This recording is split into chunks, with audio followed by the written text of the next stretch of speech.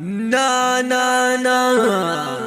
na na na na بيكري ختم داغا كافلات تواهيري وي وي داغا كافلات تواهيري وي وي دا دا دا داغا ټول سرتيري پنځپيري وي وي داغا ټول سرتيري پنځپيري زه تا وویل چې زه د دیوبند قدر کوم نو وایي یاره جي ته به خامخا زما قدر کوې ما خو تا ته اول کې ویلي و چې یاره جي ته زما مېلمه یې زه د قدر کوم د علمای دیوبند نه هغه بدعتي چې شومه دې منله هغه بدعتي چې سخاتونه له بتلې هغه بدعتي چې په صابونانو به دې پکې چپکې ګرځول ته دیوبندي نه یې دیوبندي زه یم د دې معیار ځان نه دی ته کوم ځای کې دیوبندي یې مړه او د دیوبندي تعریف راواړوه هغه علمای دیوبند فتوا کې ذکر کړی موږ 3 ځله تکرار د هغې وکړه بیا وایي جي وایي دا واجب دی که واجب دی مولوي صاحب زه وضاحت کوم واجبون د واجبون د مجردونه وجبه یا یجبو وجبه یا یجبو د مثالونه مثال واوی دی د اسم فاعل واحد مذکر اسم فاعل سیاده کته تنقیل لري جواب وکړه ما باندې اعتراض وکړه ان شاء الله زه به جواب درکم درېمه خبره جي وای جمع چې کم دام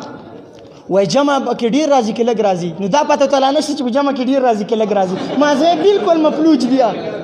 مازه بالکل نشته زه وسو کوم ما ویل دي چې عوام مسلمانانو په دین مینو مسلمانانو دا نوجوانان احناف بشمول چې د جمعیت علماء جمعیت نوجوانان احناف مبتدعين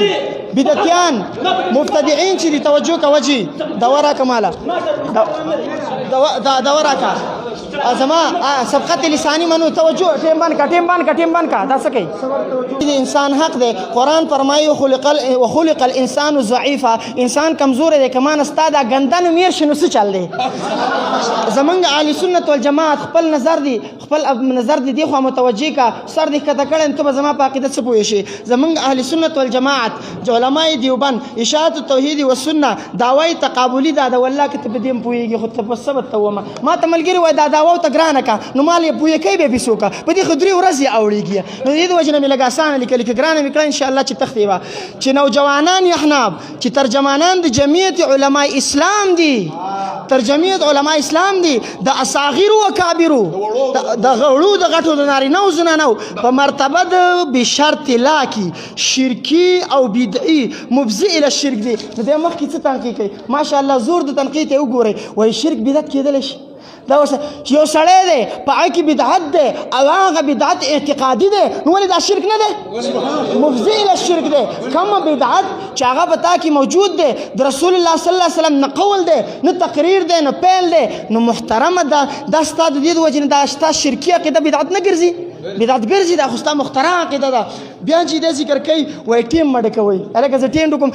والله العظیم زما په هره خبره کې به نوې خبره دی یاره جي تاله ګولې راوړمه دا تا د ځان نه چې کم دی نو هغه د پروفیسر راوستلی دی اسسټنټ کمیسټر ته بلاډونه بیماري خو موږ درله دوایي نه در راوړي کنې تا ته بلاډونه د ارني کا ضرورت دی چې ته دا ګولۍ استعمال کړي د مغزو اپشن دی خراب دی درېیمه خبره چې دا کوي وایي په دې کې یو وایي بله تنقیح وجې زور د تنقیح د نوجوانان احناف زور ګورئ وای جی وای وجوه چې کم دی دا بعضې چې کم دی متعین کوي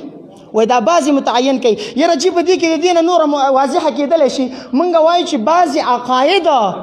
بعضې عقاید د هغې په کتبو کې چې ستا سره کتابونه هم ملحوظ دي د هغې کتابونه ما سره هم ملحوظ دي انشاءالله الرحمن راوبلګو چې ته مشرک یې او که په ما پسې ونه کېږي زه هم یقیني مشرک استادانه نه کېږي درېیمه خبره جي دی دا کوي وایي یاره جي